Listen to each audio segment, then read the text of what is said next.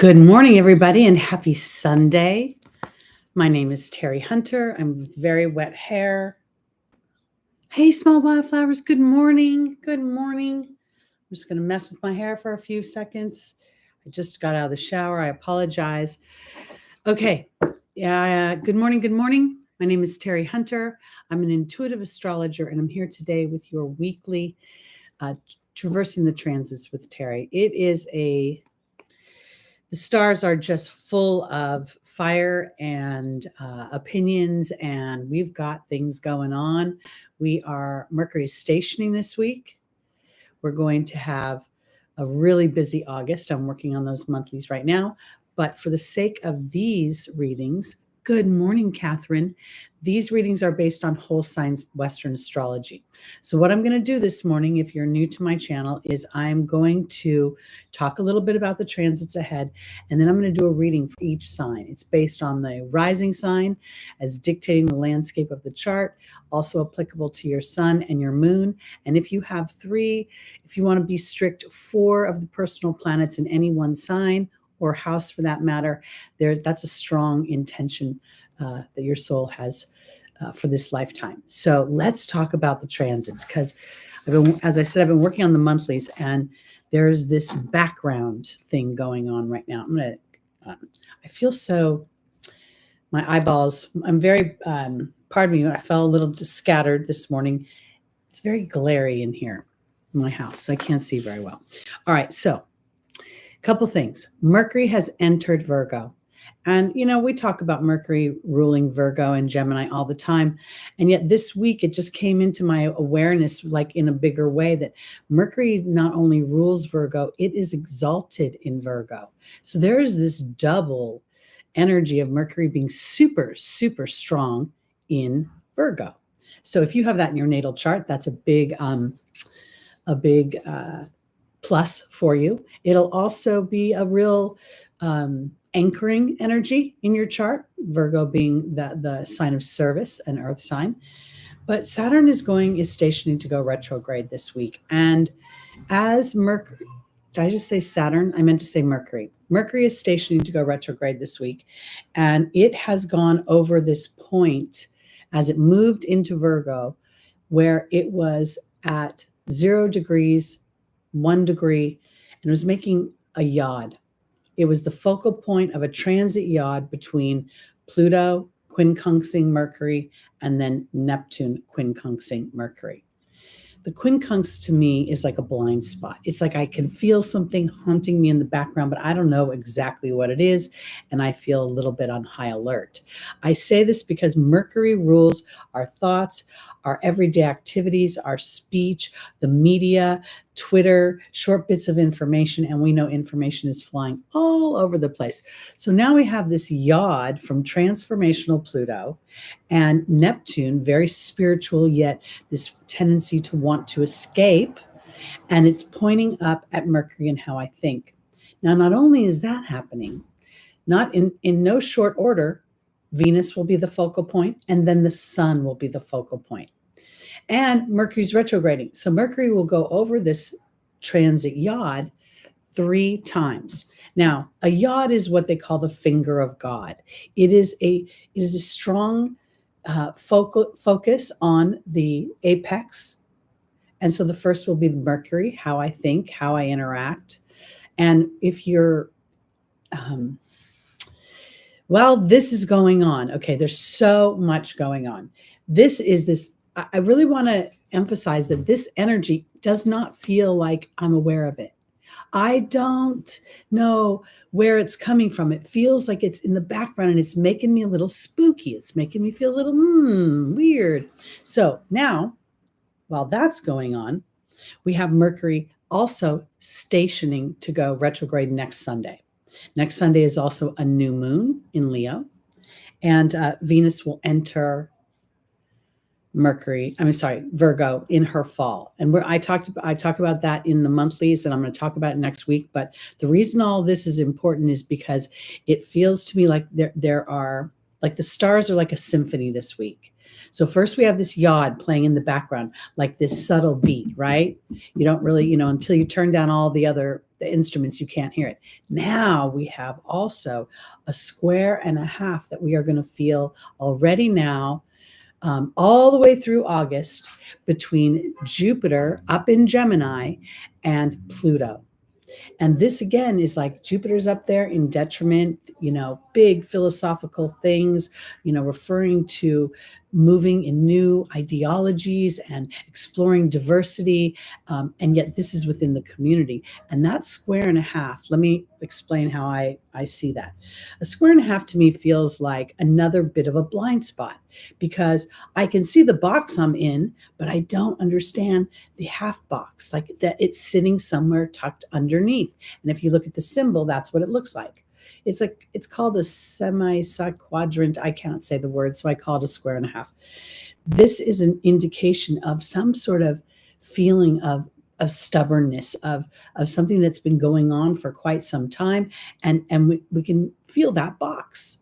So now we look at Jupiter ruling again this sort of bigger concepts up in Gemini, and then we have Pluto at 0 degrees of Aquarius. And so this conversation, or lack thereof a conversation, it might even be where there's sort of a weird sort of ignoring, because I think a good way to describe that is a smoldering energy. Sort of something's brewing underneath. So this feels really challenging. Now, while Jupiter's making that aspect to Pluto, it is also growing into its first square with Saturn, as Saturn is retrograding in Pisces. And that's going to happen 3 times. All of these things are playing in the background of our daily lives. And I say the background because these are the outer planets. Pluto's bringing a lot of energy that is like slow brewing. And August is teeing up for Pluto to move back into Capricorn for the last time for the next 84 years, in those last degrees. And those of you that are cardinal signs will absolutely feel that hovering over that cusp line. Those of you that are fixed in the early degrees are feeling it. Any planets you have there, you're going to feel this energy.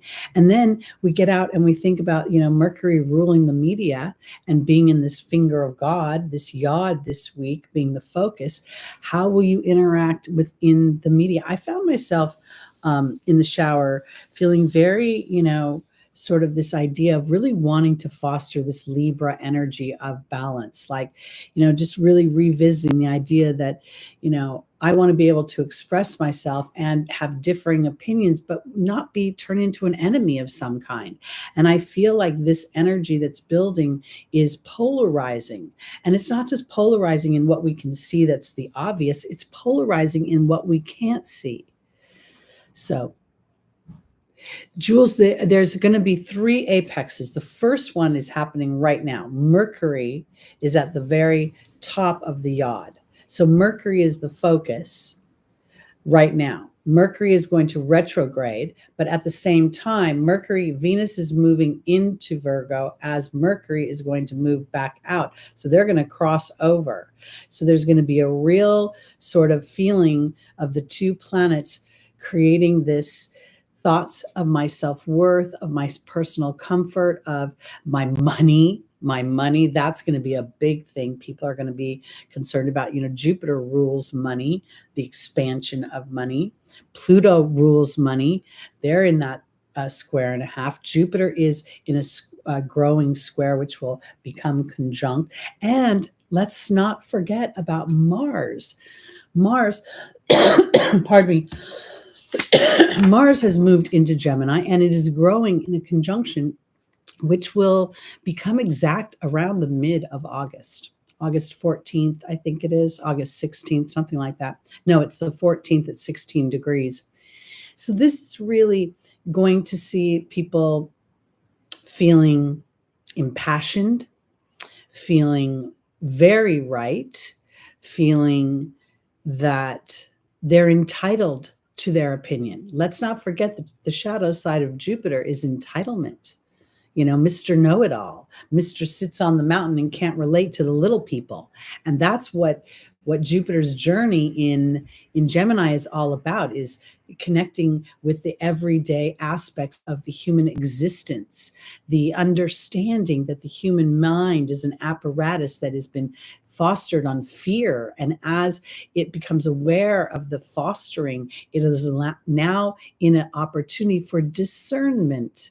Is that fear correct? Is that applicable to me? Does that seem, that's Pluto going into the underbelly. It's also Neptune in the background. Neptune's retrograding, and she's part of this yacht as well. I shouldn't say she. Neptune's not a she necessarily, but there's a receptive energy to it.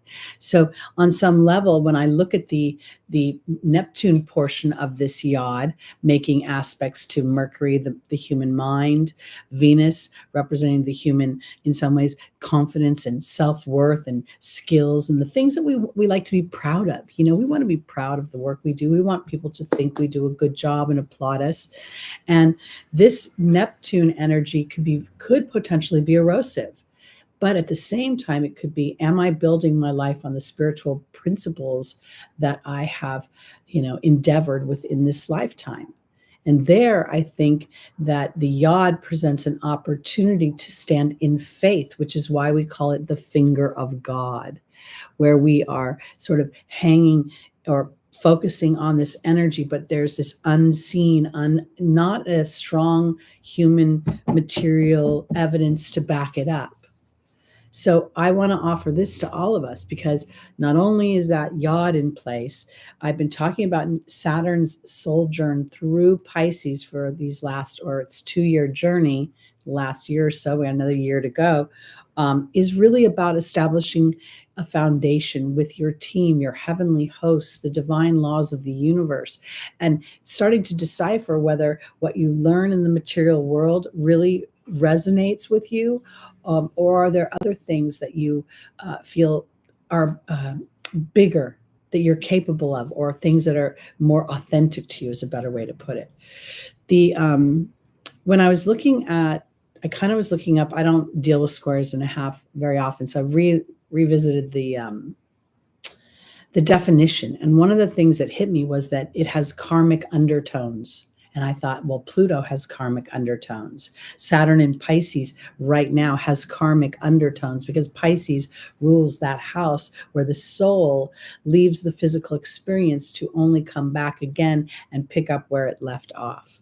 So this is so powerful. Now, I just want to, before I move on to the readings, I just want to talk about Mars's growing conjunction with Jupiter.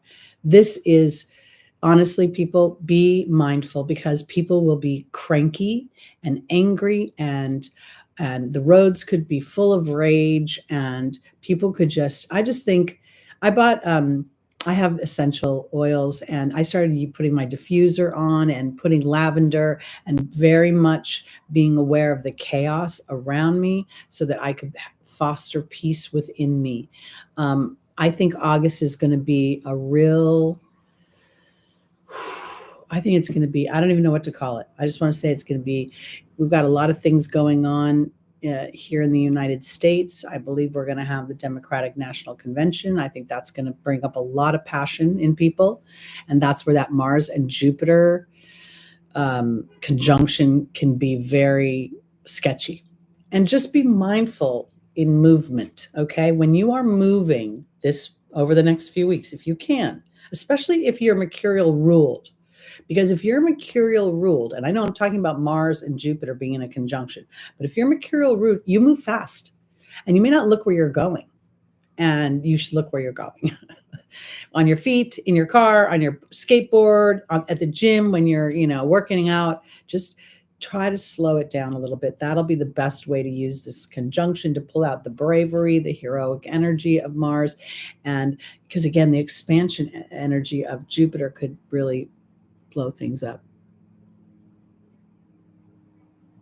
That makes perfect sense, Jules, because people will become inadvertently entitled. And if you disagree with them, they're going to pull their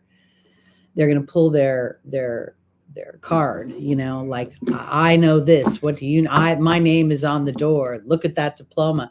And I really believe these are times where we're being called or given the opportunity to start to look at our soul as an authority. What does my gut tell me? My gut tells me you're just a human being. And when you go home at night, you do exactly the same thing I do. You take your pants off one leg at a time and you sit on the pot. So what makes you better than me? I don't know. I got into this huge argument with a doctor once. This was years ago when my mother-in-law, I call her my mother-in-law. It's really my sister's mother-in-law. She's passed away. But she had an episode where she had an aneurysm and they had to take her to the emergency hospital, and the doctor on call did his thing and he saved her life, which was wonderful. Okay. But she had to go through a series of visits. And there was a time I took her to this very doctor. And there was, I swear to God, 20 people in the waiting room flowing out of the waiting room for this guy. And we all sat in there for 2.5 hours. Well, I don't know what the hell he was doing in the background. And when I got in that room, I'm like, what's going on? This woman has just been in the emergency room in surgery. Why are we waiting 2.5 hours? This stress could kill her. And he's like, I saved her life. And I looked at him and I go, you did your job. You did your job. Don't be thinking you did anything better than that. Just because you chose to go to school, you chose to be a doctor, doesn't make you better than me. You just chose a different profession. When I do my job, I do it well. I expect you to do the same and not get any extra credit for it. So she never had me take her to the doctor again. And God rest her soul. That's just the hell how I am. That's my Aries rising and my Taurus moon. All right. My hair is bugging the crap out of me today, so I'm sorry if I'm playing with it. Okay, I'm going to go on to the readings now. And here we go. Fiery. There's just times when I can't stand it. Hey, Matthew, I just can't stand when people start to pull that I'm better than you card. I'm like, what makes you think so? How do you even know me? How do you know what I know? It just, yeah. That's why this particular month, I'm going to be so aware. If I've got to wear strings on my fingers to not engage, it's not my job today. It's like, because I just think people are going to act literally like with Mars and Jupiter coming together in Gemini, people will punch each other. People will act out in anger. So do not engage. You may think it, do not let it out. Yes, it is the Libra in me. Oh, I can't even tell you how many times I've done things that are crazy. I'm going to tell you one more story, and maybe people will leave the room, but I'm going to tell you one more story. Years ago, I worked at CBS Radford, they used to call it. It was I worked on a television show, and I used to stop in McDonald's every single morning and get a Happy Meal. I loved like the little breakfast, and I loved to collect the little toys. So one day I go in there and it's just jam packed. And there's an older man at the time. He probably was 70, 80 years old. He was pretty rickety. And he's trying to pull out of this parking space. And a guy behind him waiting for the parking space is just getting increasingly impatient, right? Because the guy's taking forever. And he starts laying on his horn, right? And the guy doesn't make the guy move any faster. Then he gets out and he starts screaming at the guy, right? Like, move your ass. And I'm sitting there looking at this I'm behind the both of them. And I jump out of my car. I'm literally 5'5", 105 pounds. I jump out of my car. I'm like, what are you doing? What the fuck are you doing yelling at this guy? He ain't going to move any faster because you're screaming. And because he was pounding on the guy's car at one point. And I just took him on and I literally shoot him away. Look, this was 20 years ago before people pulled out guns and shot you. Okay. So I wouldn't suggest doing any of that now, but I could not believe that this poor old man was just being terrorized because he wasn't moving fast enough. Really, really awful. So that's the kind of person I am. When I see something, I have a knee-jerk reaction to act. And if it's unfair, I go nuts. All right. Happy birthday, Leo. It's all about you this month. Your month is very, very big. Lots of stuff going on. I think it's fiery, and not just normal Leo fiery, but fiery. Okay. All right. We are going to start with our tarot card for our Leos. If you're a newborn, if you're an early born Leo, you are experiencing Pluto's opposition. So to your sun, this is based on rising sign. If you're an early degree Leo, you will feel this as well. And if you're an early degree Leo, you are Leo. The later the degrees that you get, you end up pushing your energy into the next house or who you are. Okay. So now we have a strong Aquarian energy in the form of the King of Swords. This Aquarian energy is fixed. It is very intellectual, very much a sword of truth, a sword of there's not a lot of emotion here. And when we look at the idea of Aquarius in its scientific exploration, it's not looking for emotion either. It's looking for things it can quantify through repetition. So let's see what the focus of coming at things from a more intellectual place, maybe even being a little bit more, how can I phrase it?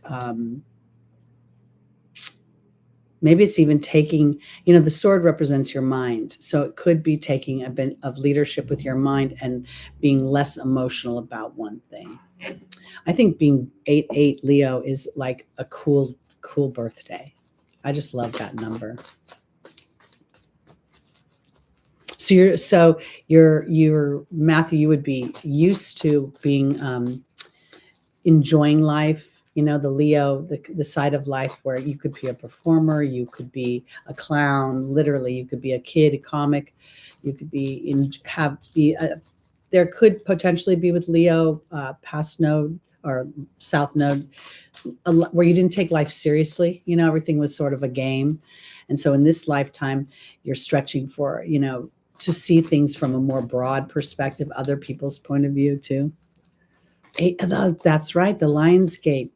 I knew there was something else. Okay, here we go. Leo, rising moon, sun, and if you have a Leo stellium, you are very strong leadership energy. Our first angel is Isaiah. It's time to give birth to new ideas.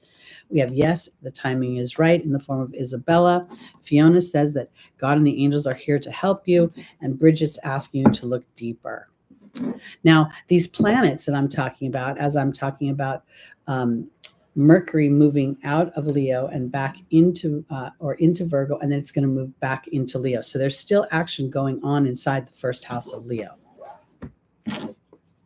meaning your first house.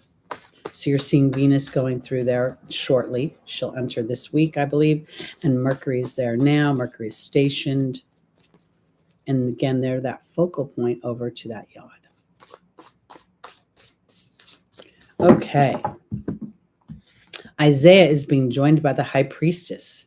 This indicates a time to begin to be discerning, to start to really filter the information from a place. Discernment is it's very Libran. It's to look at something and say, is this make sense to me? I'm sorry I'm messing with my hair. I know it's so annoying, but it's bugging me.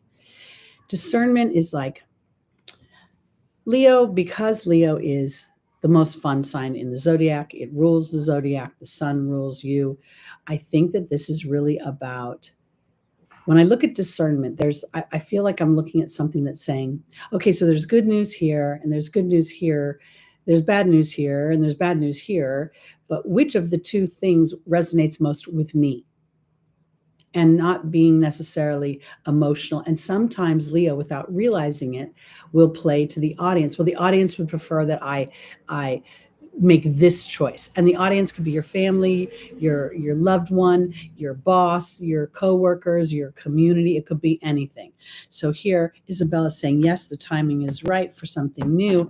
And the deer is about, this is interesting. I think the deer is about being gentle and diplomatic with yourself as you walk through your Pluto opposition, because you will absolutely do that. And that opposition is in your 7th house.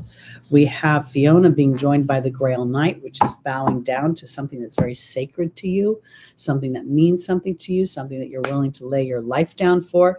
And I always think that this, when I look at, the sword Excalibur is that sort of truth. And the truth is, our truth is all the truth within, not the truth without. And now, in our final position, we have Bridget. And Bridget is being joined by the horse. And when I look at this, it's very interesting to me, because the horse is going in another direction. I think that for some reason, when I look at this Leo energy today, there could be either thought processes, because we've got that Mercury energy, right? Virgo is your 2nd house. So we would be seeing the yod, that part of the Pluto's quincunx to Mercury hitting in your second house of potentially making money, your self-worth, your family history. Then we layer the Virgo part onto it, which would be about being dutiful, going through process. So I think that this week, what we're looking at is to sit in a more intellectual place. It's time to start new ideas, but from a place that is, again, from a place that's kind of looking at both, looking at possibilities, and then kind of maybe using your head to think about putting in processes. The deer here feels very much like gentleness and diplomacy with yourself as you're moving forward.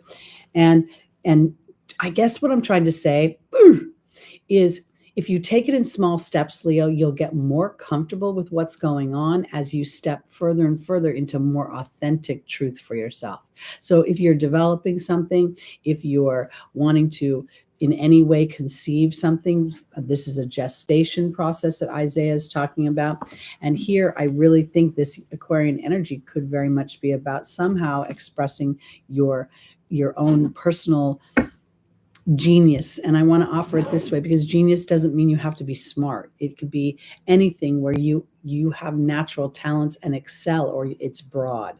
Because in the angel's advice is offering, as you bow down to that truth, spirit will start to open doors.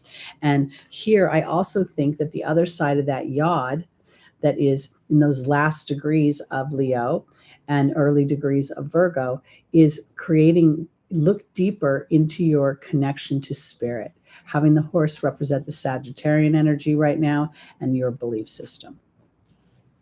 Okay. It sounds kind of airy-fairy to say, what do you believe, especially when people are pretty much predisposed to believe that they need to work hard, they need to be considerate of other people, because that's what good humans do. And yet this discerning energy is really about these rules. Like, I don't want to say be mean to people or to be irresponsible, but when we define and look at what is important to us, that's the carrot that gives us the motivation to do all those other things, to create cooperative relationships with other people, to have a sense of meaning and purpose, and to want to work hard. And I think that's what the big ultimate humanity shift is right now. So I hope that makes sense. Hi, everybody. Okay. The room is starting to cook, I guess. We got 9 and 9. We're looking good. All right. We've just done our Leos. Now we're going on to our Virgos. Rising, moon, sun, and stelliums. Virgo, this is the star. The star is a card of faith. You can see the character is naked. She has no protective coating. She is focusing on one thing. You can see the whirlpool. It's going around in a circle. And yet, if you look closely, the picture that is behind her has legs. It's moving in various areas. So I believe this also represents Aquarius. So we've got the first two signs are feeling this Aquarian energy. And I think that's, where we're really looking at discernment, and we're looking at maybe even a little bit of rebellion from the outside perspective, meaning, does this rule work for me? Does this structure work for me? Am I this person? I'm turning 65 in October, and I've been stalked by Medicare and all the supplemental insurances telling me all about, I haven't opened much of it, but I don't really resonate with it yet. My body feels good. I feel good. I take care of myself, and I'm not ready to swirl the drain yet. So the reason I'm saying that is that's part of the discernment. Just because I'm reaching certain chapters in my life, does that mean I have to go into the herd of whatever those chapters are? Virgo, you rule health, you rule service to others, you rule a sense of slavery, or a sense of a have to instead of a get to. When you're of service to other people, oftentimes it's a have to. All right, let's look and see what the angels have to say. I'm not, maybe I'll need it. I'm just not ready. I'm just not ready to fall into those thought processes, because I don't like the way they feel. And if I really believe all the stuff I say every week on this show, why would I go do the contrary thing? Why would I go somewhere that's basing a whole structure on fear and loss of my physicality, loss of my mind, loss of my mobility. I don't like any of those ideas. All right, Virgo, our first angel is Vanessa, the angel of faith. We've got faith in double starting up here. We have Seraphina talking about a happy change. We have Archangel Gabriel, and I just can't help it, I'm going to take them both. Archangel Gabriel is about communication, and then we have Yvonne and Akasha.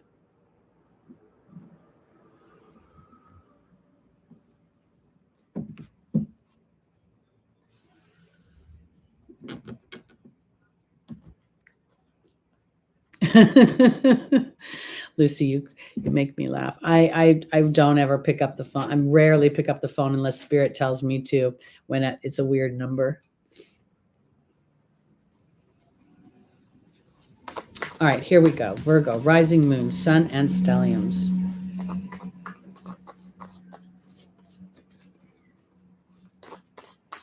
I think that Spirit's trying to give you something through faith, trying to give you an experience, because Vanessa is being joined by the Grail Knight, which is seeking the sacred, bowing down. We just saw the same thing with Leo. We have Seraphina being joined by the Novice, which is a new beginning. Archangel Gabriel's being joined by the Wasp. So that's going to address your conversation with yourself. And then we have the Earth Fairy being joined by Yvonne and Akasha, the teacher. Well, we know Virgo does rule health, and we know that Saturn is making an opposition to the house of Virgo. If for some reason you're feeling sluggish or you're feeling a little bit out of sorts physically, I want to offer that there's a new tide coming. So you're about to be some sort of information is going to come through for you, and it's kind of a moment to be aware of whether you're frustrated and angry or whether you believe that your body is strong. I want to offer it that way because, again, we have the Grail Knight and we have Vanessa. This is seeking the sacred and having faith in that, bowing down to what is true. We have the Novice and Seraphina offering an easier road ahead, more happiness, a shift.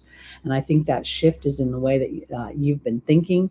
There's the potentials that you've been frustrated about something. Saturn could absolutely create some frustration, could create some feeling erosion and limitation.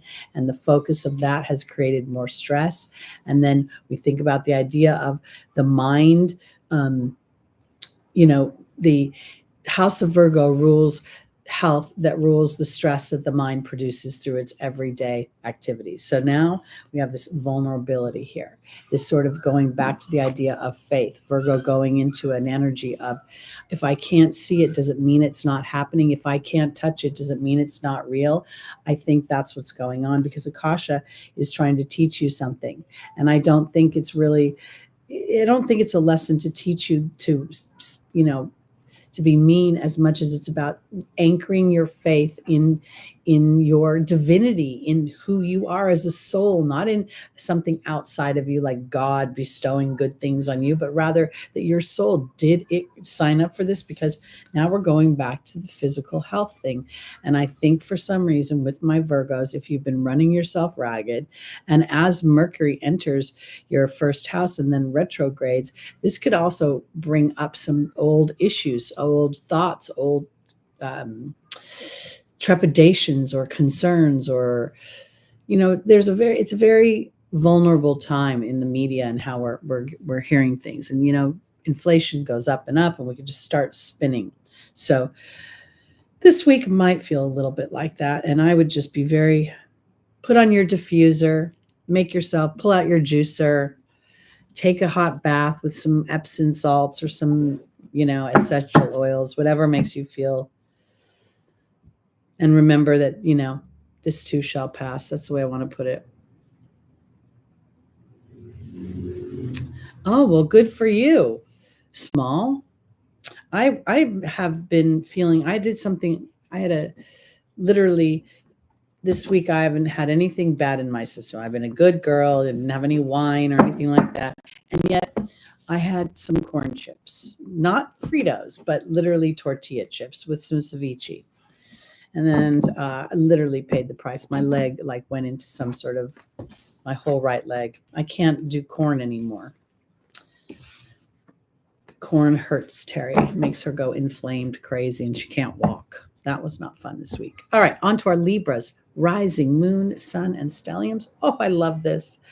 Libra, a feeling of self-satisfaction this week. And I want to offer this for my Libras because we know that Libra has been experiencing the South Node going through their first house. And, that South Node can be, and, the first thing people say is, oh, it's at a point of erosion. It's where the toxicity is released.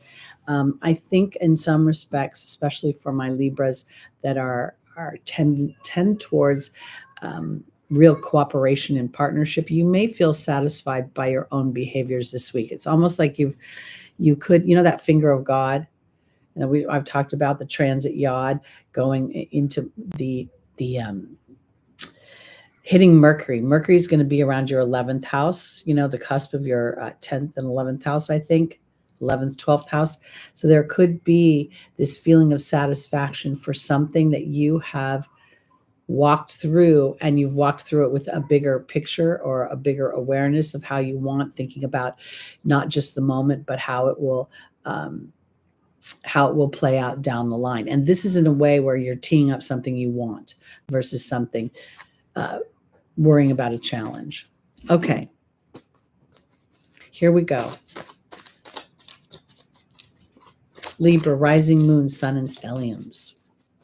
The room looks very busy on the chat and very quiet in the number of people here. So thank you for my few people hanging out with me this morning. I appreciate y'all.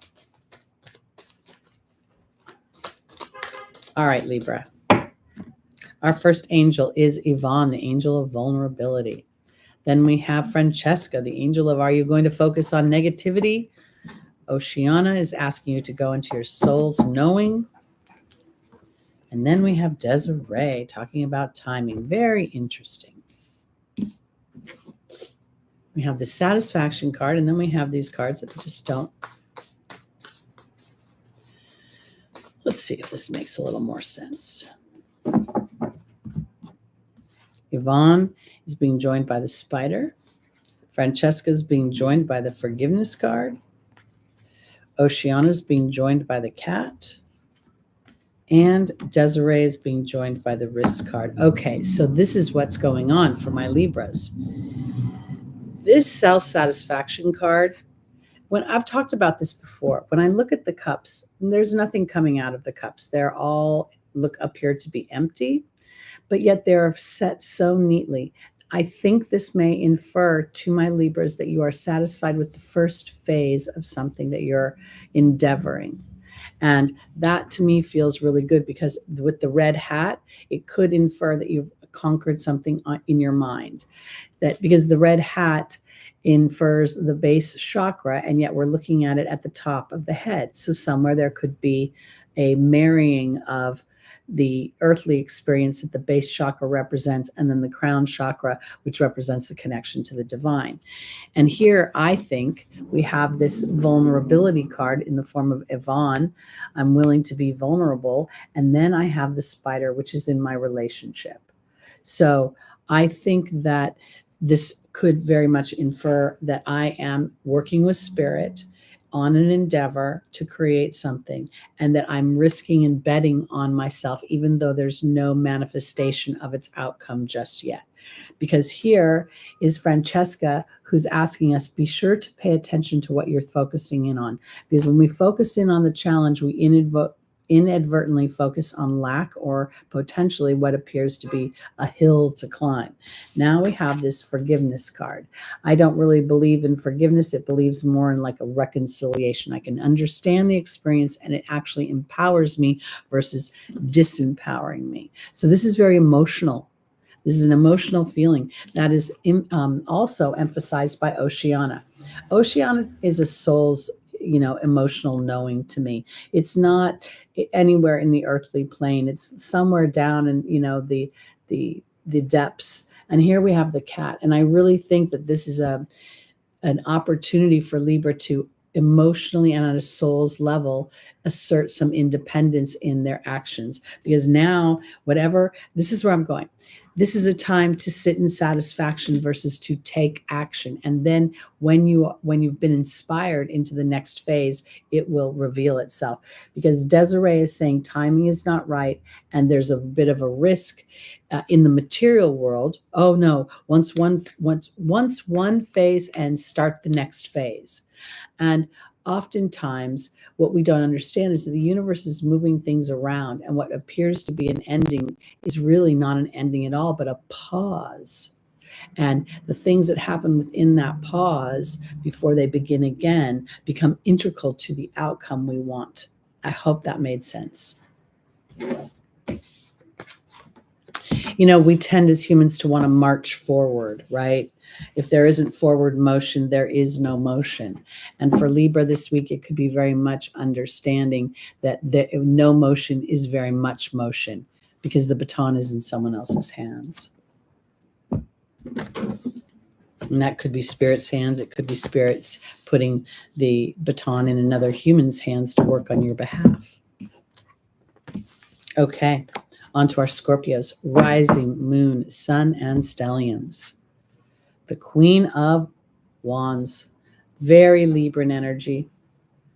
I'm sorry, did I say Libran? Very Leo energy.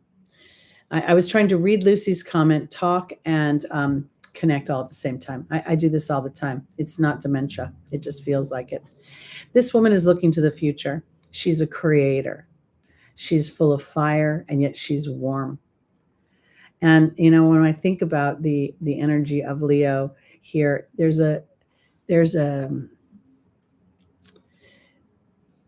it's almost like when I look at, there's so much, like the two lions above her head, the two lions are flanking her throne. And then there's this one little kitty, this one little black kitty that sits in front of her.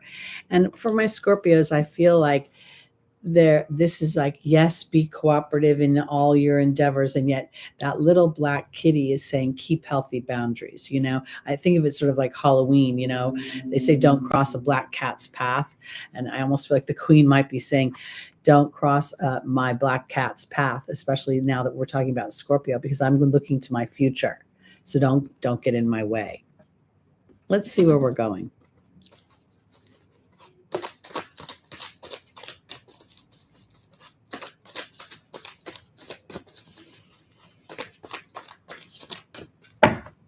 All right, Scorpio, the Queen is being joined by Archangel Uriel.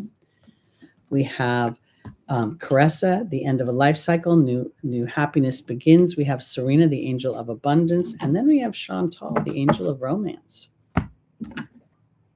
Let's see if we're talking about partnership or we're talking about something that you love as an individual.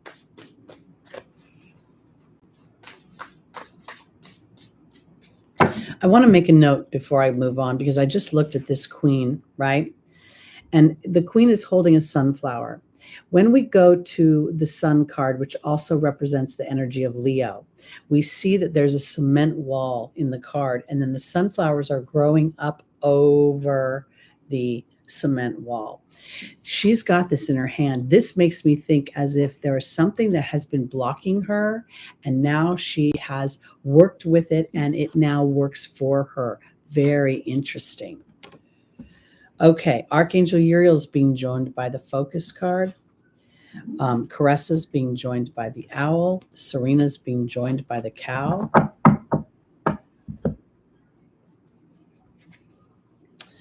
And Chantal's being joined by the bee. This is very interesting. So here I want to offer for my Scorpios, your ruling planet Pluto is in play to this, transit yacht, I like to call it.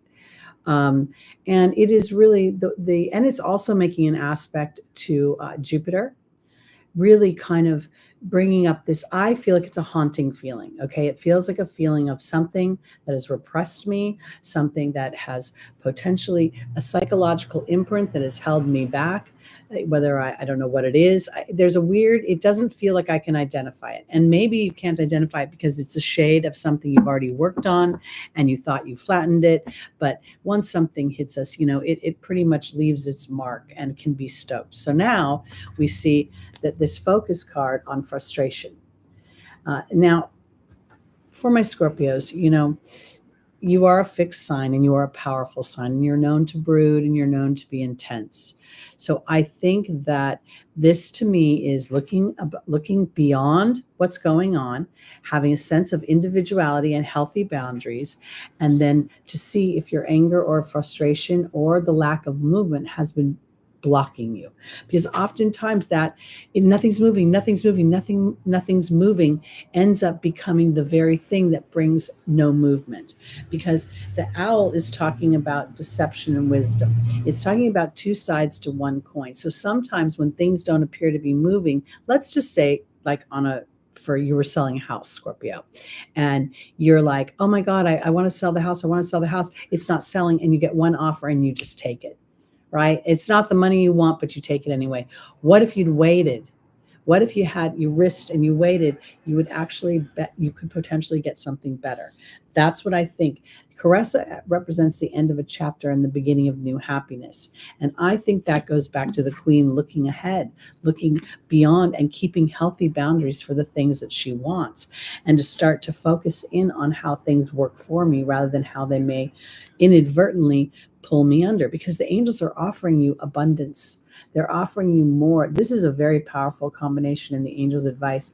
And the Queen represents Leo, who rules the Zodiac. So as you become more calm about your receiving and understanding the timing of things, and when I say the timing of things, it's not somebody trying to put you in a timeout and teach you to be patient. It's about the components coming together, because here something you love is coming in. You're getting a victory of some kind. And if indeed for some reason this is about a relationship, that you, Leo, are in a relationship and it's been, a little bit challenging, and you've been thinking about either leaving or moving on, or you have not truly expressed your authentic self, but rather been fearful of that, I think this is a good time to look to the future and to start to think about those healthy boundaries, because you could end up being in a much better place than you were when you started, because it starts off in a bit of frustration, but then it ends in victory. All right. Well, sometimes the victory doesn't actually come in the form of something material on the outside. Sometimes it just comes in the form of something interior, like not acting out in anger, because it tips your hand often. When we act in anger, we actually disempower ourselves. Okay, here we go. On to our Sagittarius' rising moon, sun, and stelliums. Our tarot card this week is the Hermit. The Hermit has a Virgonian energy. It also has a Saturn's energy, in the sense that it's cold, it's slow, it represents old age, and through some sort of reflection, we see an illumination. Let's see where we're going with this. I also can't help but notice for my Sagittarius is that this is a 9, and you rule the 9th house. So you may come to some sort of illumination through a series of experiences. Well, you also have your ruling planet in its opposite sign. But, I want to say this. I really think that Jupiter, wherever it goes, feels at home. Jupiter just has that kind of, hey, I'm in the room, everything's good. And even I think the annoying thing about Jupiter in Gemini is that Jupiter doesn't necessarily like to talk about the little details of things. I know where you're going with this. Let's move on. And in that house, it's required to know about the traditions of everyday life. So here we're talking about Sagittarius. I'm messing with my hair. I apologize. There's a reflection coming. There is some sort of period that may appear to be cold or potentially dry, because, actually snow is very dry. It's not moist at all. And there is also something that there's almost a feeling of upliftment through the illumination. I can't help but notice how, oh, thank you, Lucy. I can't help but notice how how he's holding the lantern up higher. So it almost feels as if this illumination gives him better sight to maneuver the landscape. Let's see, Sagittarius. Here we go. Bridget is looking deeper into a situation, which very much these two look the same. They're both allowing something's being illuminated through, again, a period of introspection. Ariel is saying that new spiritual experiences are changing the way that you view your world. We have Azure saying your desired outcome will happen in the near future. Have patience and faith and don't force it. Force is absolutely a feeling of lack. And I have no control. And all humans pretty much want to move. I must take action in order to get myself out of a situation. As you connect deeper and deeper with your inner being, you'll realize that sometimes those times of just sitting on the couch and having a conversation with, okay, why am I going through this challenge? Or why is this being resistant? Why is this not happening in the timing?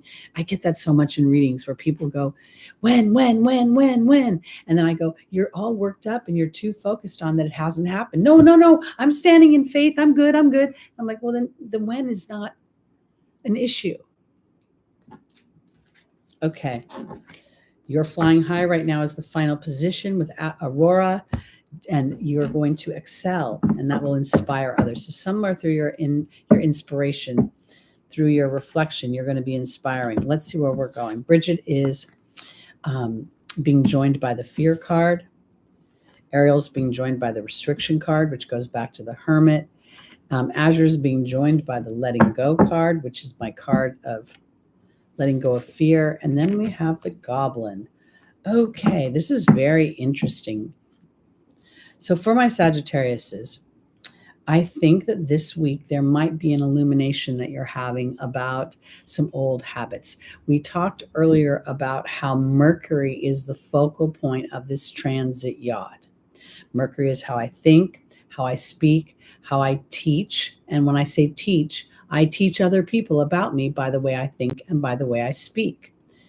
And while it's completely embarrassing, let me just bring up that my hometown has been in the international news because some lady freaked out in front of her home on the beach and tried to rope it off and was yelling at tourists because she was frustrated. And she's now the villain of Laguna. But my point is this. Here, I think you're going to have an illumination of some kind that has to do with where your ego is telling you a no, but your inner being is saying, yes, it's just a matter of time. Because Bridget is saying to look deeper into where you have fear, and fear will tell you there's a stop. Fear will tell you that things aren't going to happen.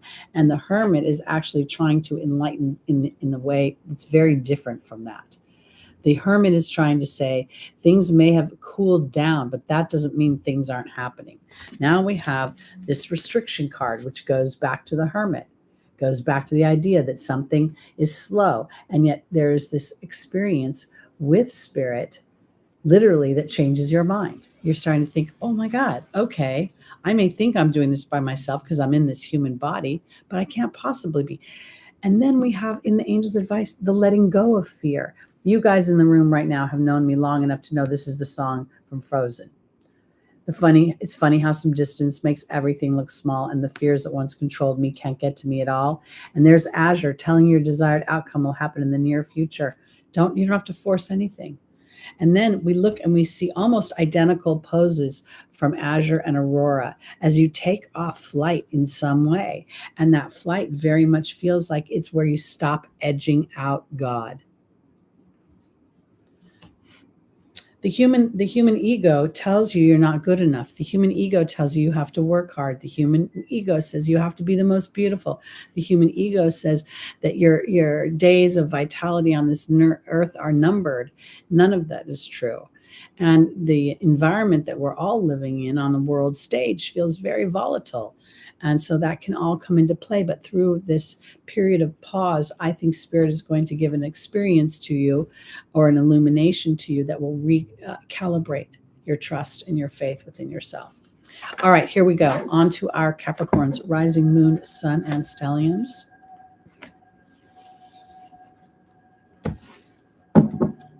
If you have a stellium in Capricorn, the house is super important, because it's really going to tell you what the landscape is and what that stellium is about. So here we go, Caps. A decision is coming.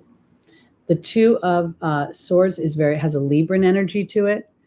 There is this woman, her eyes are closed. The swords are huge. They're very much out of proportion. And we see that they're crossing her heart. And then there's this crescent moon in the background. Very much feels as if she has to make a very difficult decision, and it has to come from her heart. And it feels a little uneasy. Let's see where we're going. We look at the waters. They're not crazy, but they're rippling. So actually, that could be the winds of change, because you know how when the wind blows, how the water ripples on the surface. I don't really know how it plays out underneath the water, but because there's definitely a decision that's going to come into Capricorn's awareness. Let's see where we're focused, where this decision is coming.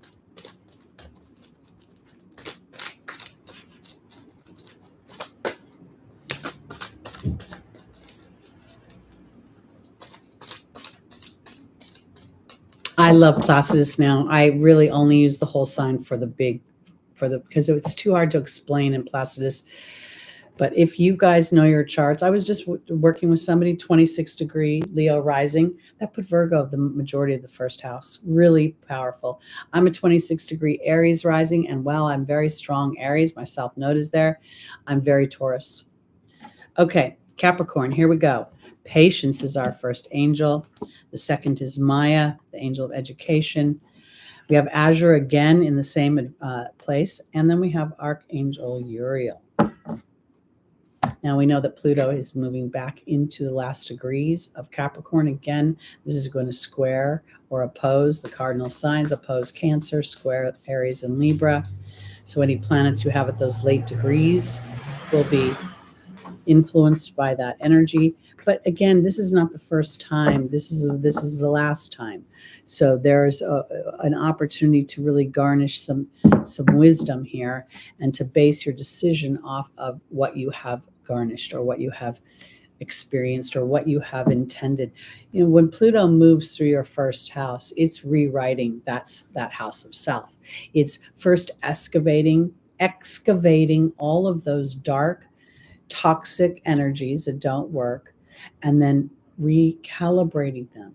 They won't go away, but they can be transformed into something that actually plants and gives life. So that's what we're going. All right, Capricorn, we have the Patience card and the Novice, offering a new beginning, skill without practice. And the Patience card is really not about holding your breath. It's about an observation. It's about studying and gathering information. And this is about you. This is also to help you make a decision, because one of the things that I think has been going on for Capricorn is the idea of being a little bit more focused on expressing your ambition and your leadership in ways that serve also your heart, not just being of service to other people. So Maya, the angel of schooling and education, has helped you learn about your self-talk.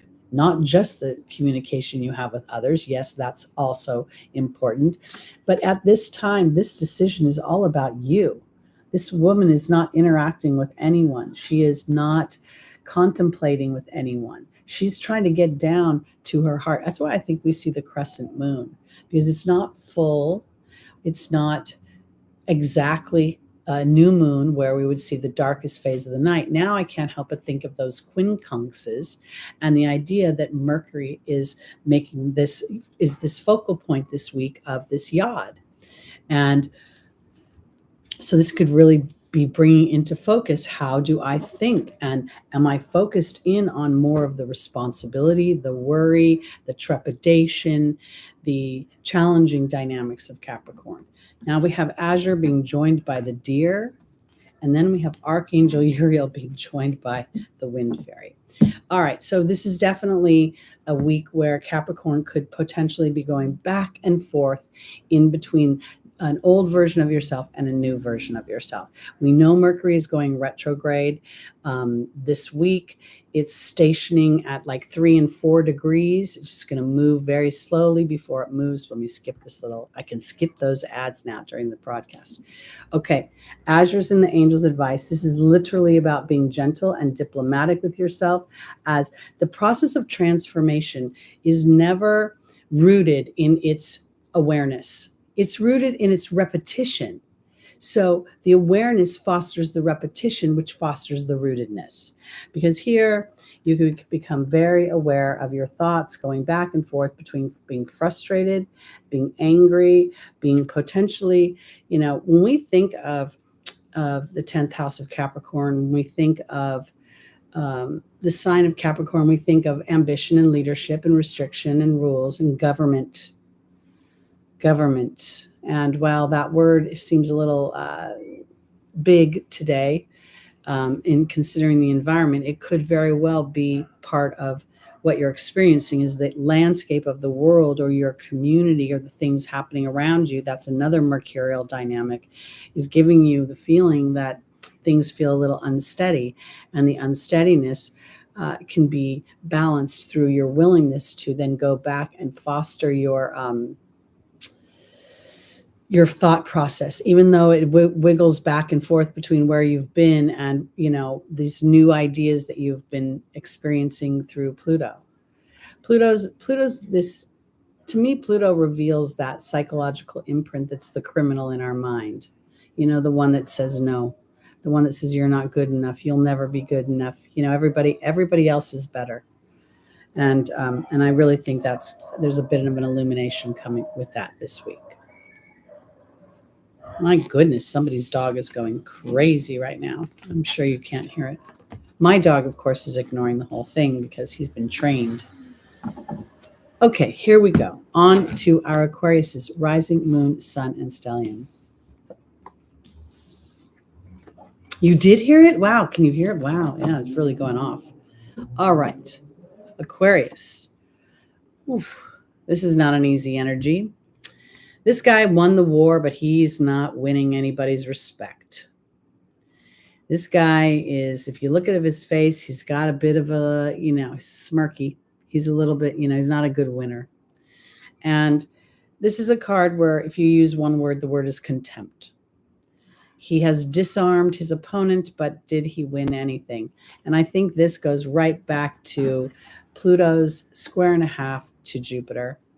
I think it's important that this week and in the month to come, because this square and a half from Jupiter to Pluto is a theme in the background of August. And as I kind of intimated at the beginning of the broadcast, that I feel like I'm looking at an orchestra, right? And here's Pluto playing this song with Jupiter, while Jupiter's also playing a song with Saturn, and while Neptune's playing a song, and they're all of it is starting to layer up. And it could very well make people feel very unsettled, because a lot of this feels like it's sitting in this weird, intangible place of vulnerability. So let's go on to our Aquarius and see where this is taking us.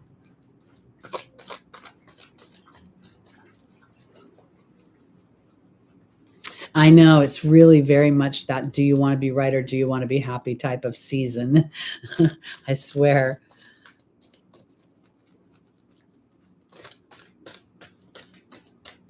And I think, honestly, I don't want to start anything, but, that was what this country was built on, is differing ideas and the ability to express them freely without repercussions.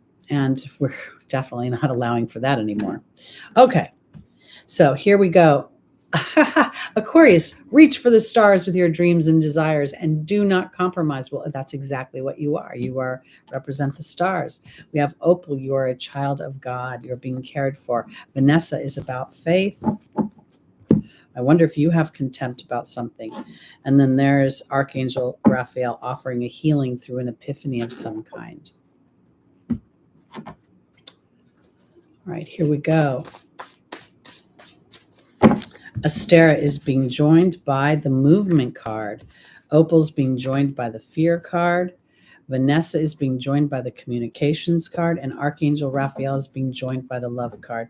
I want to say this for my Aquariuses. You could have, or in some way experience, a discussion this week that becomes contentious or inadvertently feels a little unsettling when you leave it, even though you feel like you made your point. You may not have been embraced, or somebody just may have, I don't know. I had a conversation with somebody a few weeks ago, and we were talking a little bit in the sketchy area. This is before Trump's assassination attempt. And I did say that I thought someone was going to do that. And I said a few other things about the candidate, and I don't think they were negative, but I don't think this person agreed with me, and they responded in a very weird way. And I didn't even know that they were having a reaction at the time, because they just ghosted me. So the reason I say that is because of this. There's something about, the wand, the swords always represent thought, speech, some sort of communication, and there's contempt attached to it. So the stars are telling you there's movement happening. That for Aquarius, don't let yourself get into a place of anxiety right now, but God, something's happening beyond your eyesight right now. You could be experiencing, some early born Aquariuses could be experiencing that conjunction with Pluto, unsettling things, and then moving back into that 12th house of Capricorn for you. This is about faith and being mindful of your communication. Is it faith-based? Because here is Archangel Raphael offering a healing, but through some love aspect. And that love aspect, I don't know if it's necessarily about loving the other person, but maybe loving yourself through being aware of how this played out. One of the things that I've noted, I can say things and be very, as I told stories earlier in the broadcast, I can be very blunt and very straightforward, and I can be very Saturnian sometimes. And when I'm aware of that, I realize that if I was listening to that, how would I respond? Because here, something makes me feel like Aquarius, you may be right about something, but how you express it is important. And in that, there'll be movement, and you may not see it.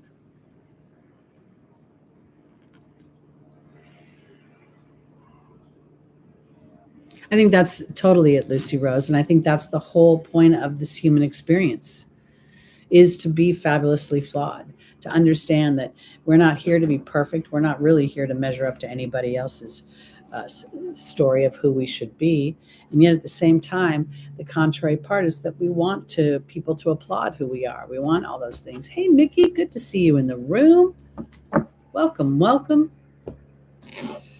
And I think that's really where we're ultimately heading, and where, all of these, the reframe here that we're feeling is all where it's taking us. We've tried to reframe these dynamics many times throughout history, but we've never had the ability to connect like we do now, to come into unison in ways that are about balance.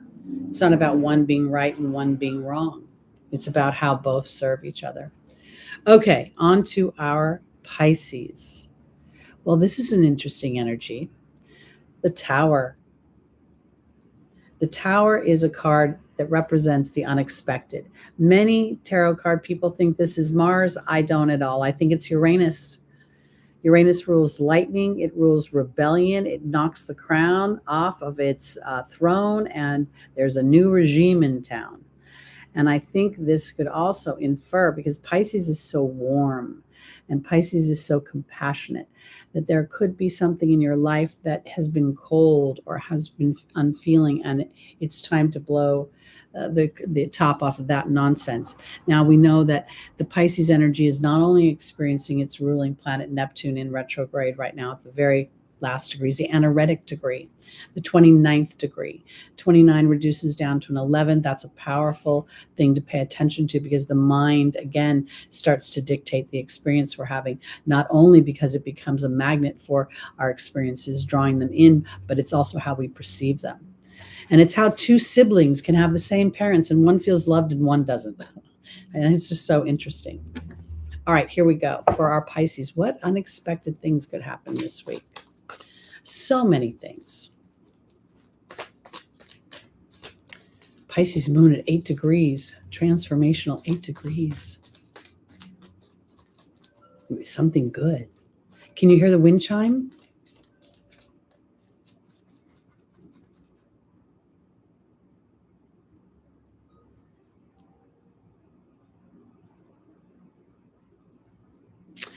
I don't think so, Mikey. Are you looking at whole sign or are you looking at Placidus? Because if you're looking at whole sign, it's going to, whatever's happening in Pisces is going to be happening for you where in your money, in your self-worth. But there's a very good possibility in Placidus that Pisces energy pushes up into your first house.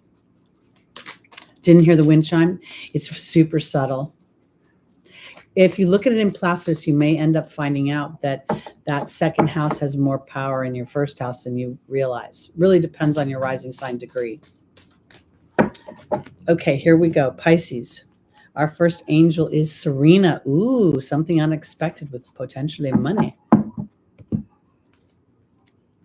Then we have Isabella saying, yes, the timing is right. We have Opal, you're a child of God. And then we have Ariel. Ooh,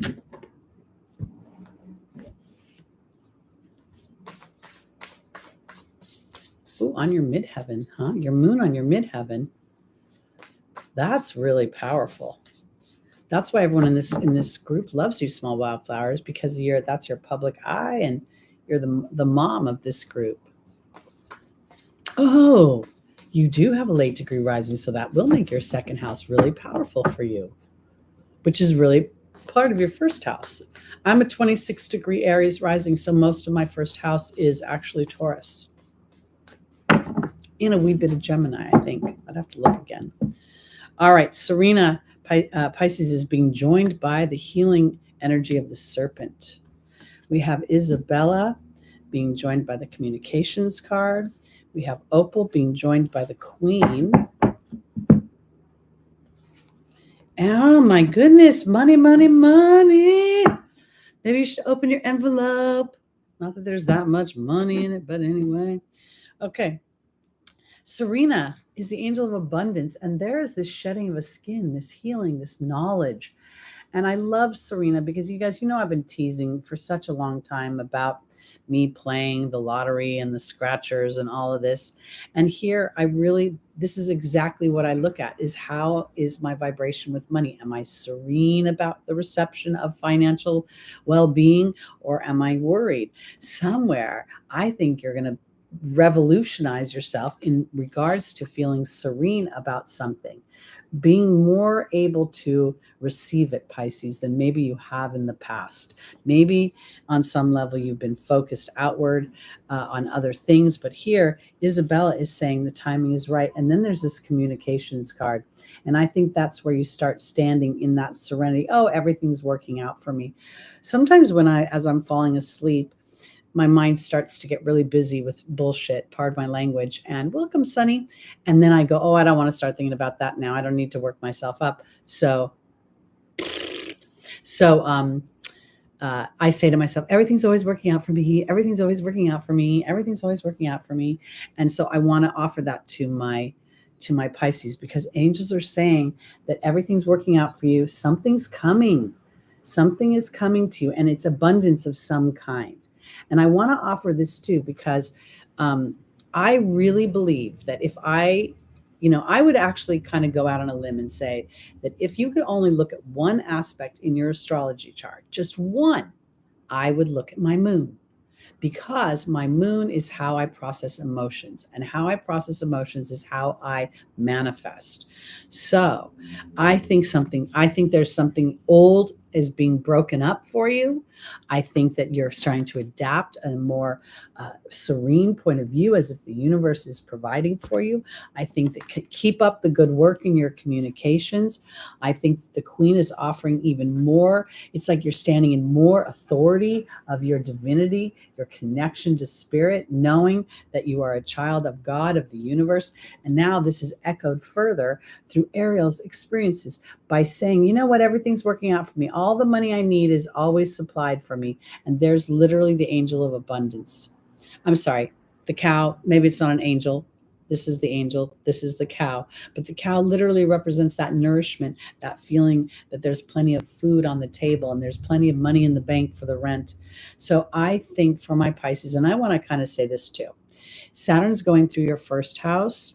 And I think as you have put down some solid structures, like saying your affirmations in the shower, or, playing with your art or playing with your music, or giving yourself time for rest and relaxation and recuperation, that you'll garnish this sense of serenity that will then start to bring experiences that will task you on some level to being braver in walking through the opportunity when it presents itself. See, this is the other little thing about manifestation, okay? Is that oftentimes we say, oh, I want something more, I want something more. And then there's a little bit of a risk attached. Whoever threw this lightning bolt and tried to break the cement barrier that the crown had been sitting on was taking a risk of some kind, and it was a big risk. So the risk might be is betting on yourself in whatever area, because Pisces is a healer, Pisces is a creator, Pisces is a spiritual shaman. It's also a buzzhead and a, kind of, it can be very erosive. It can be very, I'm so out of this world that I can't be in the world. So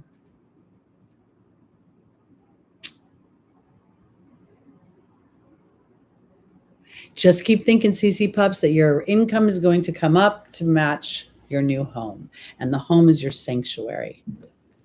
The home is where you will do all your special rituals, because I want to offer this. Pisces, are so connected to spirit. And when you actually start to put those roots down, even if those roots are just walking through your everyday life and saying, everything's working out for me, man, God and the angels are watching out for me, then you will end up finding bounty like you could not believe.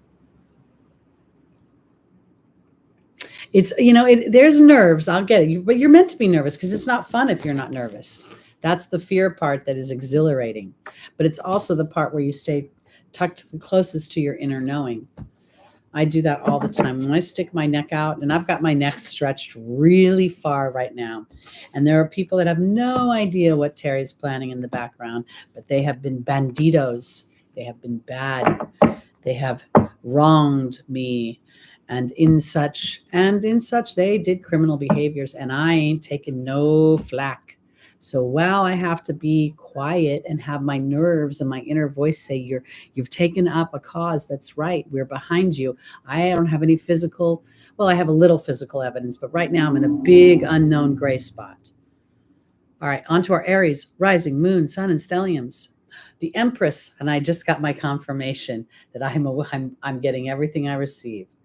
The Empress, very much is connected to the stars. That's how her crown is full of stars. Her scepter is her connection. Her being able to relax into everything's working out for me. I don't need to jump up and take action. Now, Aries, you want to. You want to so bad. You're like, please let me move. Now your ruling planet is in the third house of Gemini for you. Be mindful, darling. Be mindful, because right now, the things you learned 2 years ago when your ruling planet was stuck in Gemini, and I say stuck for 7 months, Aries of all the signs, and maybe Scorpio because Mars co-rules it, was learning about how you interact with other people. How being forceful, does that make people move? Maybe sometimes, but being inspiring is a whole different thing. And sometimes being a quiet, peaceful Keith Carradine, kung fu warrior is the better way to go. Don't let him see you coming. So, CC Pups, change that word needs to gets to. That's all. Oh, the money in my dad's home, I gets to sell, and everything will be okay. And spirit will deliver. This is a gets to energy. She's relaxed. She's not forcing it. Okay. Those little subtleties, those shoulds and haves turning into get tos, and they change the vibration. And the vibration, while it feels subtle coming out of the mouth, is very powerful to spirit. So here we go. Aries, rising, moon, sun, and stelliums. It's so true. I can't even tell you how true it is. I experience it in my everyday life all the time. And I think I've been involved with words a lot in the past. I have a lot of feelings about words. Oh, I'm jealous. I want to buy it. I want to buy me a little house. That's what I'm working on a lottery with. But I really want to offer that, because when you look at the house and you say, "Oh, home, we love you so much. Thank you for housing us and keeping us warm. Now it's time to go on to your new family, and the family that will be so excited to embrace you." That vibration will bring a buyer in. It does not matter the landscape around it. And that's what all of you are inadvertently being peppered with every week. And then you're going to go out there and you're going to make magic happen, even beyond your own believability right now. And when you do that, you're going to start representing and lighting up the world in ways that we need right now. All right, Aries, the Empress is here for you. Venus. Archangel Uriel talks about frustration and anger. Who governs that? Thank you, Mars. We have Vanessa, faith over fear. We have Indriel, the light worker. And then we have victory in the form of Omega. I love it. You know, the thing about being Mars ruled is I really, really want the answers now. I really want instant gratification, especially when I think I'm right. And here, I think what's happening is that I am seeing that Spirit is applauding my awareness of that, and then the transformation of it. I think about Mars being exalted inside of the sign of Capricorn.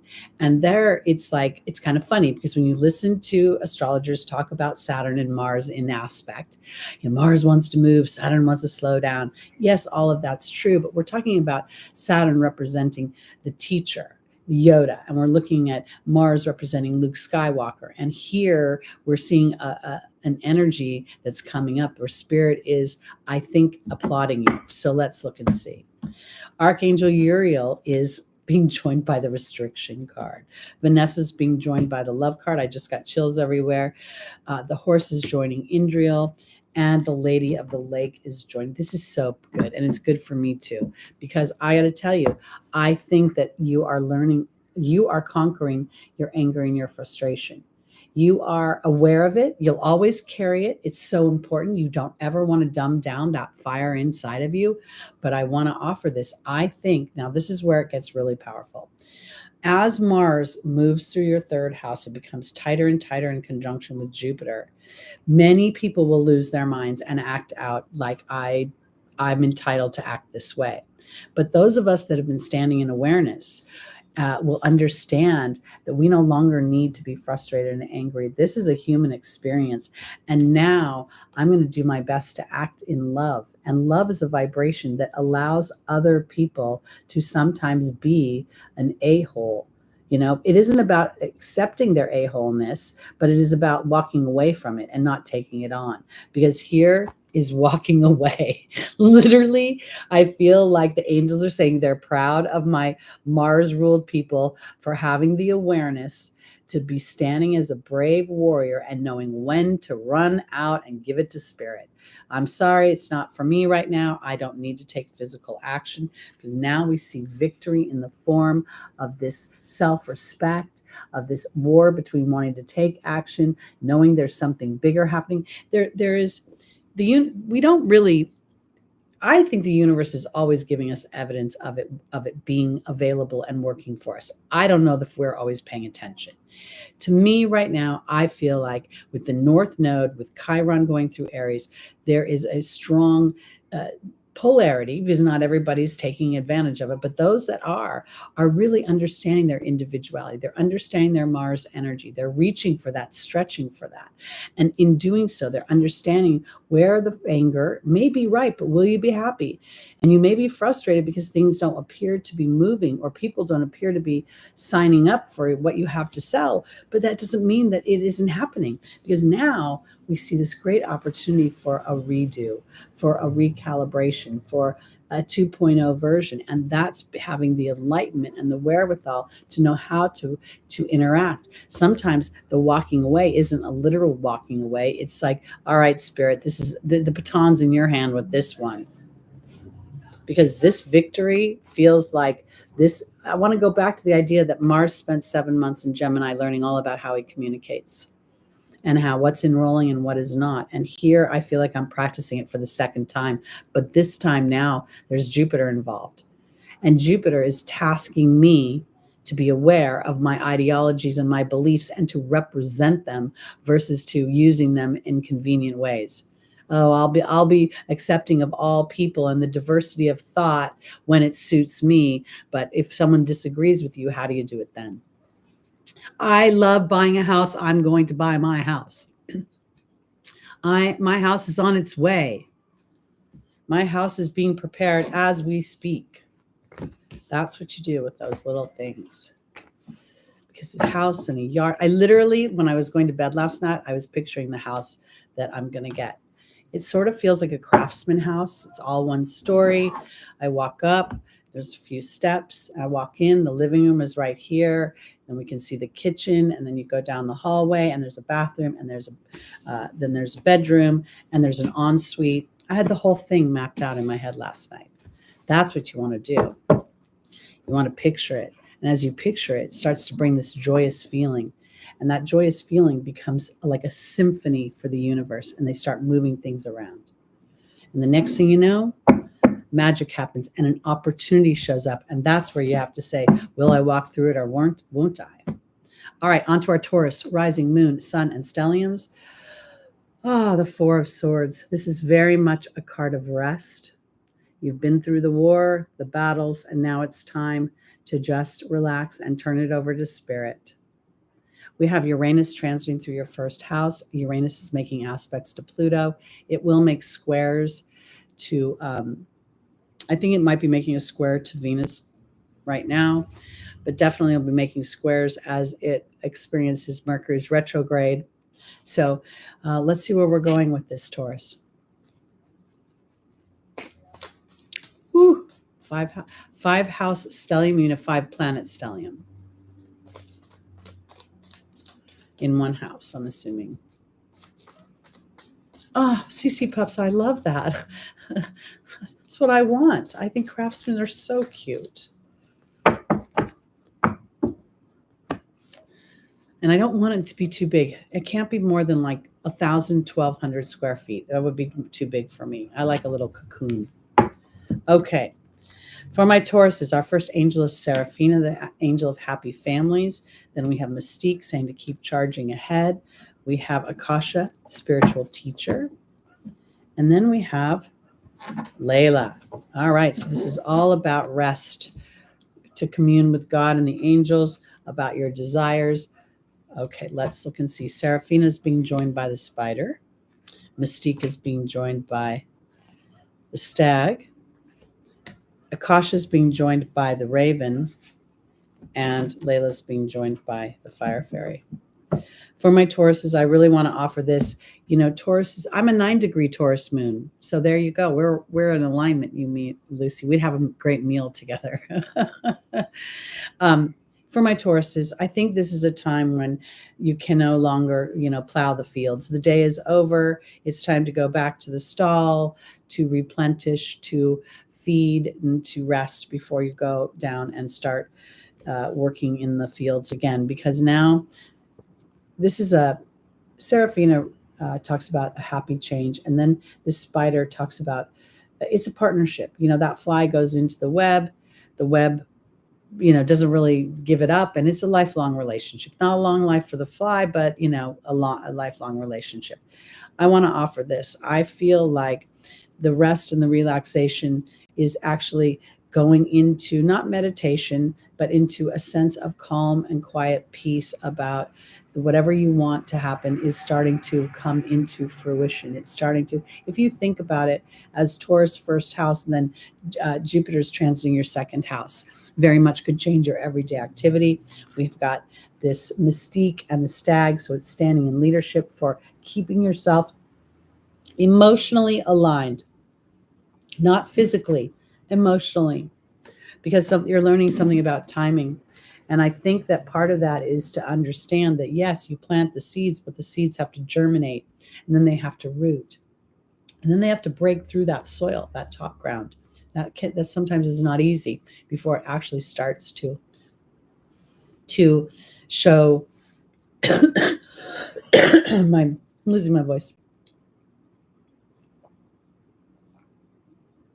I'm talking about Taurus, the second house voice, because here, this is all about being positive, being having a little fire while you're waiting for the next step, while your next inspiration is coming, while the next right move is being prepared.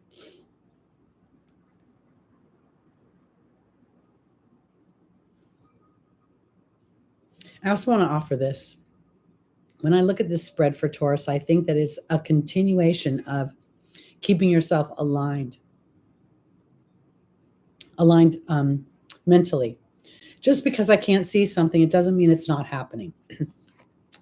And that's further evidenced by this stained glass window and him resting. So I'm focusing in on what I want to receive. I'm saying to Spirit, thank you very much. Everything's always working out for me.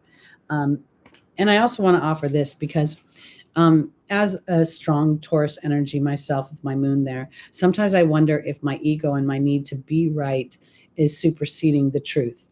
And I've been asking Spirit that lately. And I don't think that I am standing in that place. So I think that might be something else that might be coming up. All right. On to our Geminis. Oh, your first house. The excitement, the action.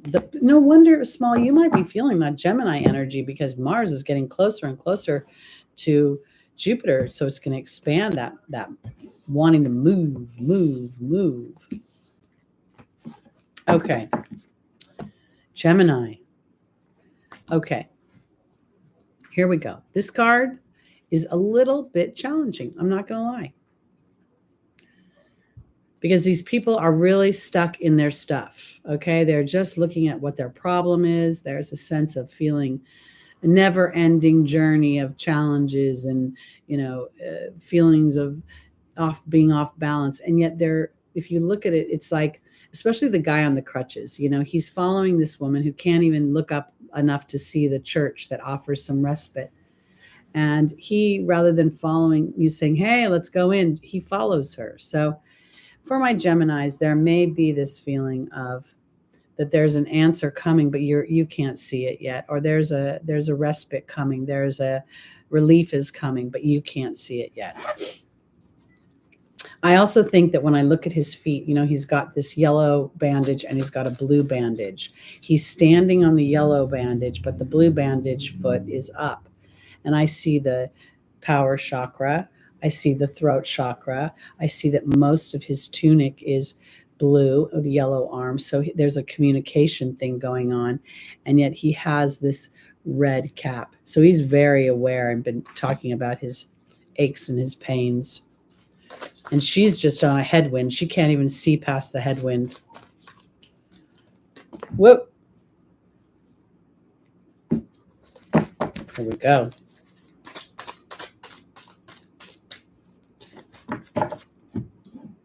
Gemini, our first angel is Ray, connection to spirit. Then we have Archangel Uriel with frustration. Athena, lovingly asserting yourself. And Ariel, again, connecting to spirit.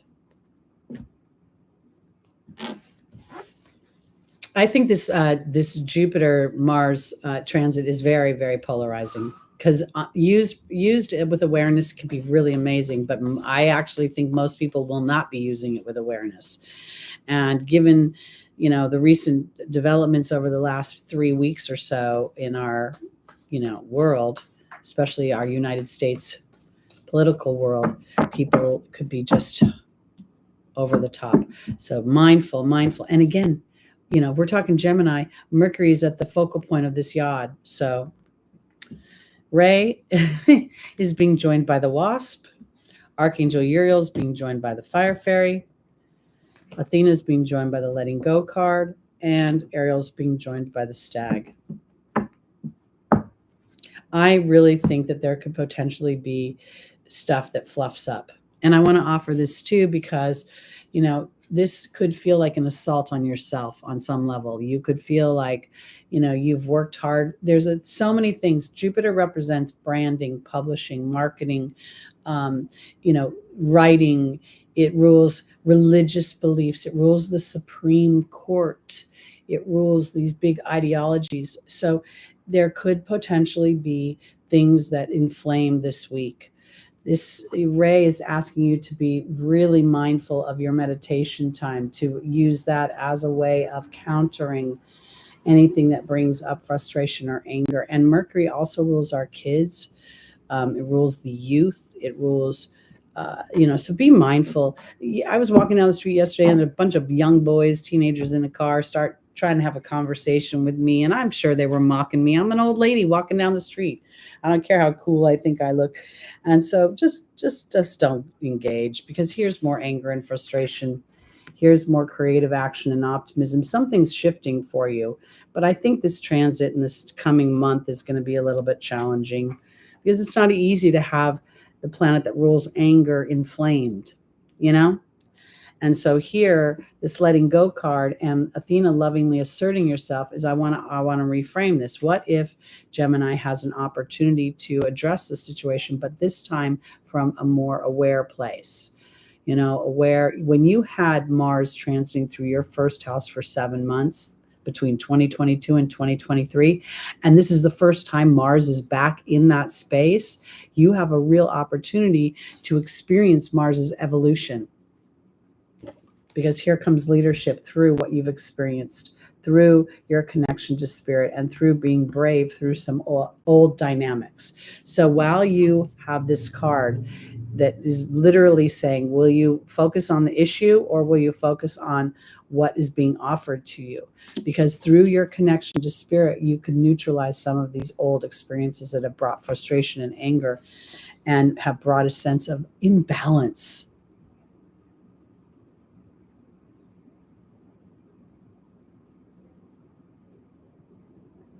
It's almost like when I look at this spread, it's like when the mercurial part of your mind starts to connect that your thoughts are things, then even if you have a thought that doesn't seem like it serves you, it immediately brings you into awareness so that it does serve you and then recalibrates you. So I think that this particular week could be a little challenging. Mercury again is in that spot, and it's very powerful too. Let me reiterate that for those of you that might not have heard me. Virgo rules Mercury, right? But Mercury is also exalted in Virgo. So it's the ruler and it's, celebrated. So this yod thing is Mercury saying, wait a minute, this is real. Look, it's in my everyday world. And Pluto's going, is it in your everyday world because it's actually there? Or is it there because that's the underbelly of what you believe? And you drew it into you. That's the scary part about co-creation. Those things we don't like that we draw forth, that we think are happening because they're outside of ourselves, but they're not. They're happening because we're focused on the lack thereof. This is why vision boards are a little sketchy. Because vision boards, if you're all, locked up when you're doing them, you're actually creating a lack of vision board. You got to be happy. You got to do a celebration. Get a piece of cake, pour a glass of wine, put on a candle. Okay. Hey, Queen Leo. All right. Our final sign of the day is our Cancers. Rising, moon, sun, and stelliums. The cup of love is being offered to you. And I always see this as a very compassionate, very Piscean energy. We see the little fish coming out of the cup. This man is offering to teach us to fish through our heart chakra.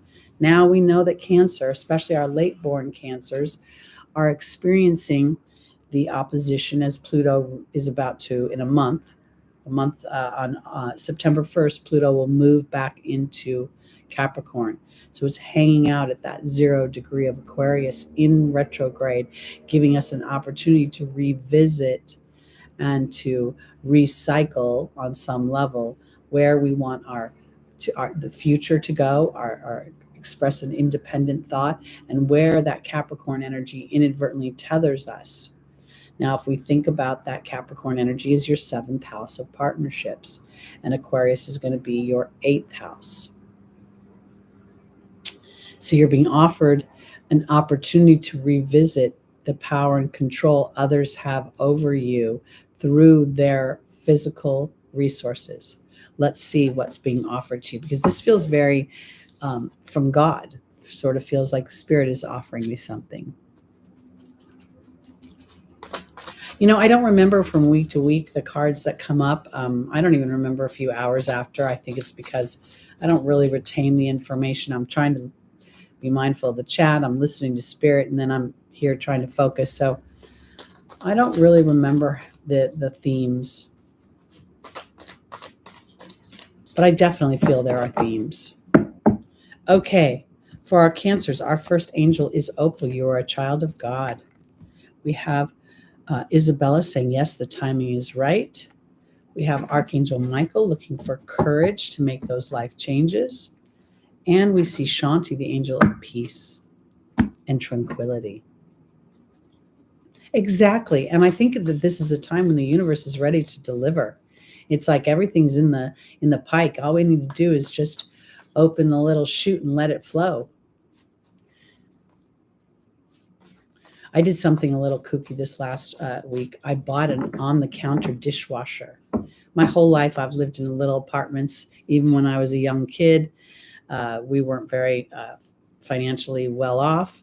And so I've always had it. I've always been the dishwasher. And I don't know, the other day I just got this wild hair and I saw it somewhere on Amazon. Next thing you know, I'm hitting the easy button and it's delivered. And I have this little, I love it. Lucky's scared to death of it, by the way.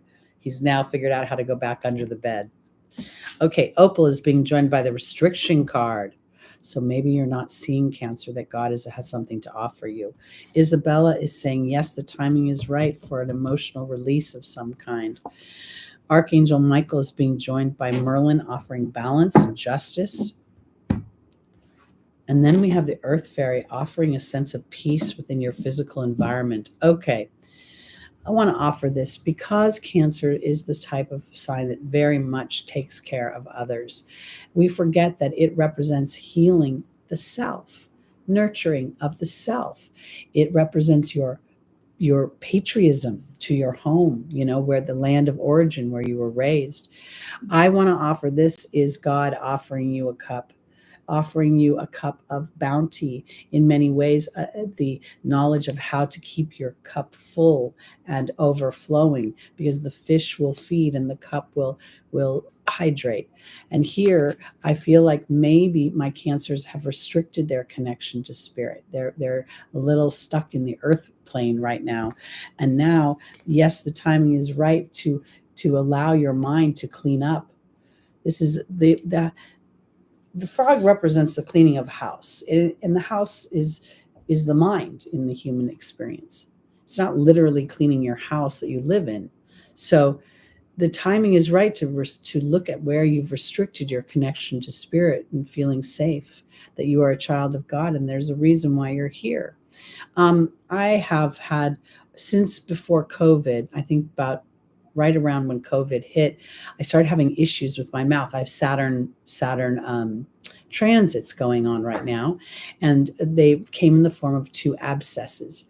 The abscesses for me were representing the anger I had been harboring because my voice had been clipped, and there were things happening around me where people had more financial resources to oppress me. I also have Pluto transits.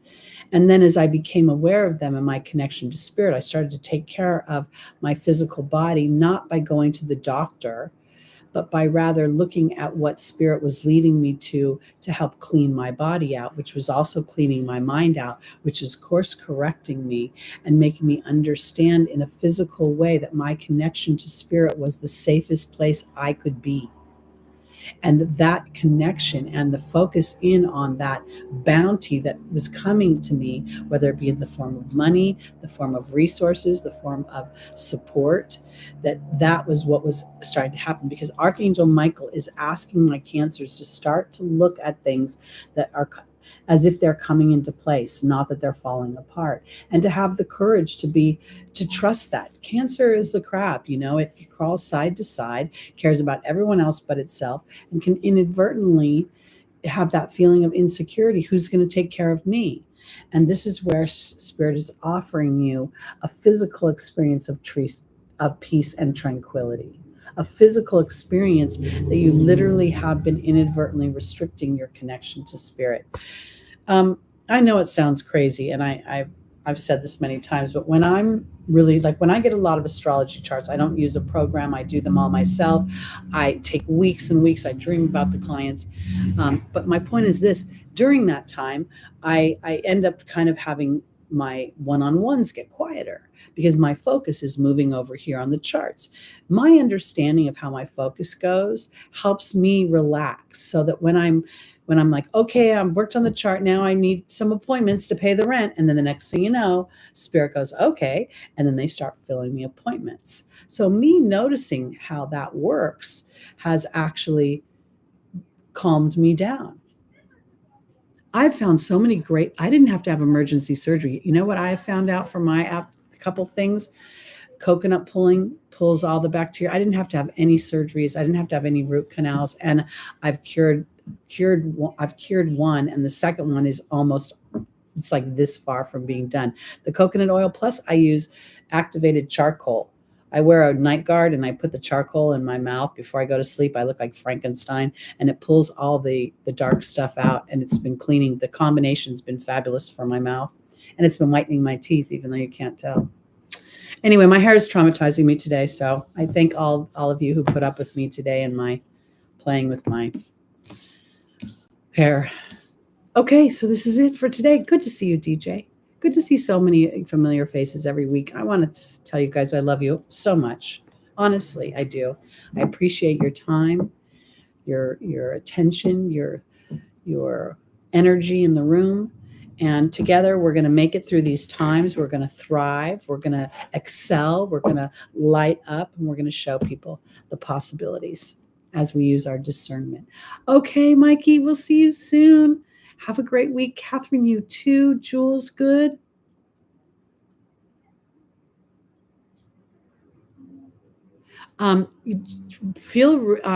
Reach out to me and I'll give you my what I've learned about it, because it's been great. I'm even using it on Lucky too. He had some really stanky breath because he used to eat those fish chips and whatever.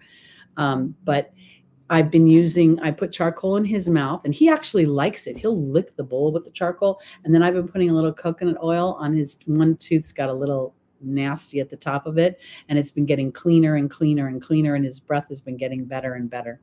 So I feel really, really excited about that. All right, everybody, have a lovely week. We'll be back next week in the mid of we'll be on a big day next week. It's going to be a new moon. We'll have experienced a new moon. Mercury will have gone retrograde, or will be going retrograde. And then we have Venus moving into Virgo. He's not eating. I'm just taking my finger and putting it right up here. He's not actually eating any. I mean, it's 2 or 3 drops. He's fine. Yeah, coconut does have many health benefits. But what I'm trying to do is pull the bacteria out of his gum. So he's not actually eating it too much. All right. Natural antibiotic. Oh, good to know. I'll check that out. All right, everybody. Sending lots of love to you, and I'll see you next week.